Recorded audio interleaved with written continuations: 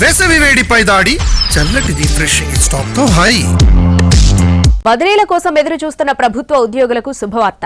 వచ్చే నెల 2వ తేదీ వరకు ఉద్యోగులు బదిలీ జరగనున్నాయి. ఒకే చోట 5 ఏళ్లున్న సిబ్బందిని ఖచ్చితంగా బదిలీ చేయనున్నారు.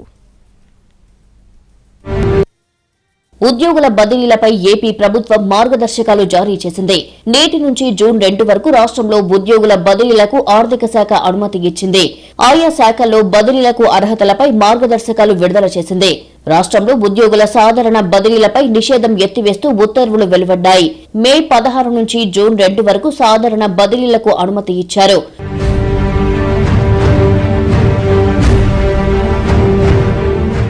ఒకే చోట 5 ఏళ్లు గడిచిన రాష్ట్ర ప్రభుత్వ ఉద్యోగులను ఖచ్చితంగా బదిలీ చేయాలని ఆదేశాలు జారీ చేశారు. పదోన్నతి పొందే ఒకే ప్రాంతంలో 5 ఏళ్లు పూర్తి చేసిన వారికి బదిలీలు ఉండనున్నాయి. 5 ఏళ్లలోపు ఉన్న ఉద్యోగులకు వ్యక్తిగత విన్నపం మేరకు బదిలీలు ఉంటాయి. వచ్చే ఏడాది మే 31 లోపు పదవీ విరమణ చేసే ఉద్యోగులకు బదిలీ నుంచి మినహాయింపు ఇచ్చారు. అందులైన ఉద్యోగులకు బదిలీల్లో ప్రాధాన్యత ఇవ్వనున్నారు. మానసిక రుగ్మత ఉన్న పిల్లల తల్లిదండ్రుల వినతి మేరకు బదిలీల్లో ప్రాధాన్యత ఇస్తారు. ట్రైబల్ ఏరియాల్లో 2 ఏళ్ల కంటే ఎక్కువ కాలం పనిచేసిన ఉద్యోగులకు బదిలీలో ప్రాధాన్యత ఇవ్వనున్నారు.